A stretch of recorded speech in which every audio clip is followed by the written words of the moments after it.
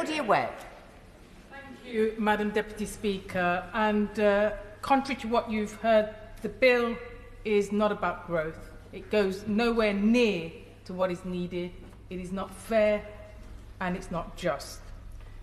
The median annual pay per person in the constituency that I represent, Leicester East, is the lowest in the country at 20,300 according to the latest HMRC figures published just in April 2022.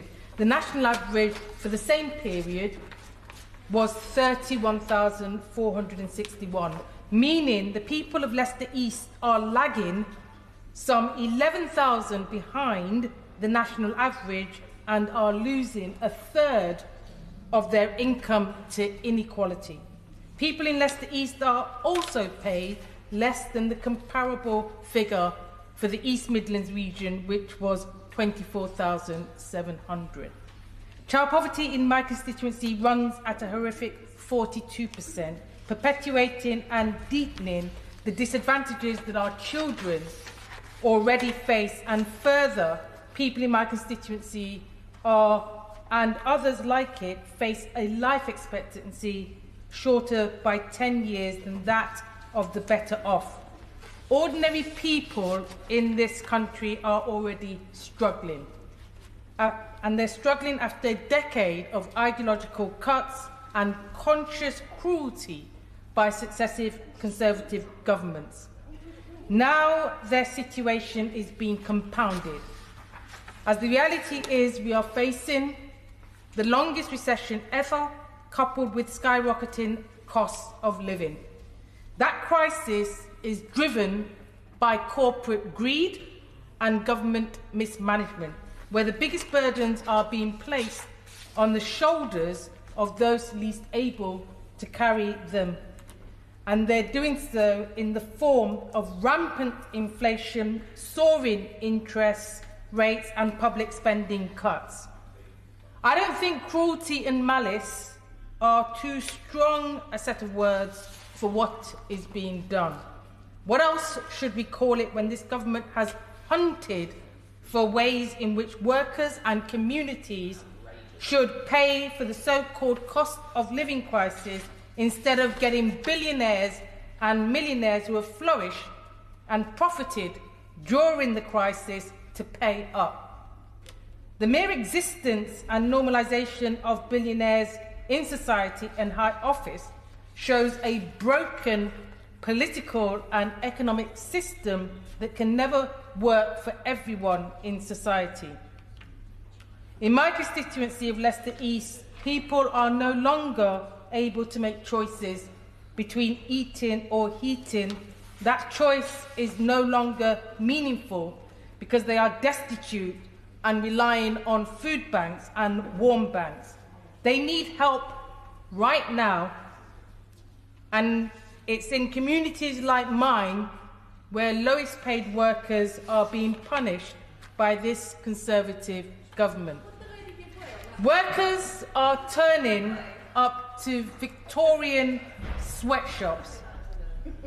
Workers are turning up, Madam Deputy Speaker, to Victorian sweatshops and being sent home without work or pay and being denied their rights. Their contracts are not worth the paper it's written on.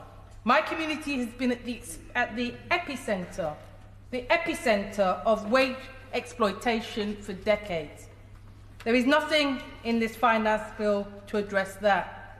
The local authority in Leicester is already on its knees, still recovering from 12 years of austerity, which saw central government grant funding cut from 289 million in 2010 to 171 million in 2019, with an expected shortfall in the current financial year of around 50 million.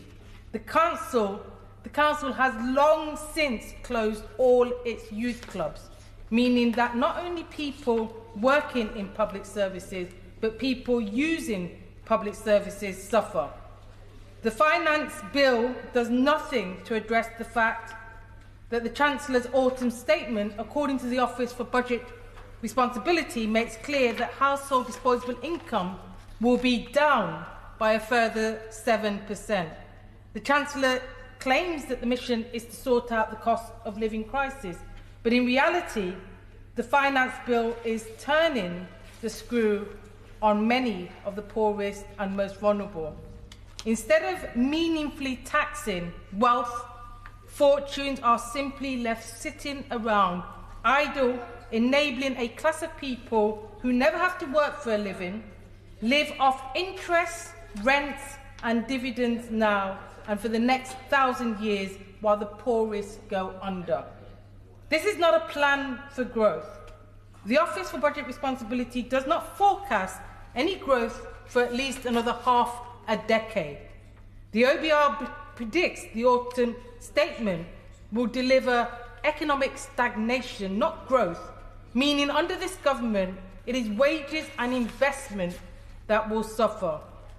In reality, the Chancellor announced austerity 2.0, with real terms cuts to public spending, cuts to international aid, and cuts to capital spending on infrastructure.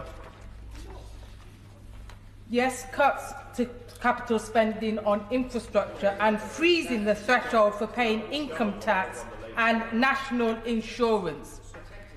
Thus, this finance bill actually increases the taxes of people on low income, whose wages are already falling in real terms. This is a stealth tax in all but name, and actually the Chancellor's barely even bothered to disguise it. The autumn statement is austerity, and the finance bill is its delivery tool. It will cause substantial hardship, lengthen the recession whilst protecting the wealth of the 1% and allowing corporations to get away with massive profits, while working people and the vulnerable suffer. You know, operating, I don't mean you, Madam Deputy Speaker, operating benefits, pensions and benefits by 10.1% in line with inflation, the first time since 2016, but not backdated, just scratches the surface and will not protect struggling families. The standard out-of-work benefit is now worth just 13% of the average weekly wage, whilst UK state pension lags far behind the EU average pension, worth just a quarter of working earnings compared to the EU's 63%. And where is the quality impact statement that should have been published alongside this finance bill, or at least the autumn statement? This would have made clear the impact on low-income households. It would also have made clear the impact on those of African, Asian, Caribbean and other racialised groups, and including on women and disabled people.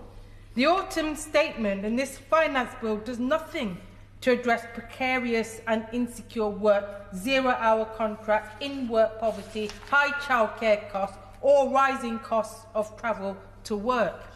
Instead, the government chooses to force workers to meet work coaches to increase their hours or earnings, instead of tackling the exploitative and unscrupulous bosses and bringing rail and public transport back into public ownership and ensuring affordable childcare is made present. Private rents are growing at their fastest. Families are being driven out and made homeless as landlords pursue even higher rents and for less space.